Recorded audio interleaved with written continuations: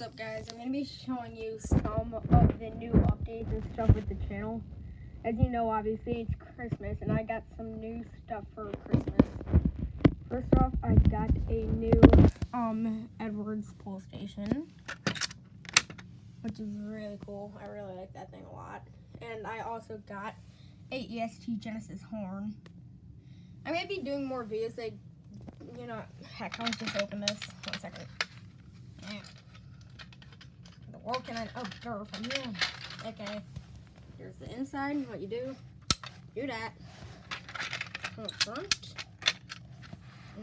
Do that. Sorry, can't really keep my hand on the thing and record at the same time. It's kind of hard. Jeez, I don't want to grab this camera. There's that. And then the EST. I just had the thing off because I thought I fried it, but yet again, I was just using a bad battery to set it off. So, yeah, there's this thing. It doesn't have a strobe. It's just a horn. And I'm also going to be making another video outside. I'm going to be starting to do siren stuff. And I'm going to show you something else I got that's siren related. Thank you for watching. So, boys.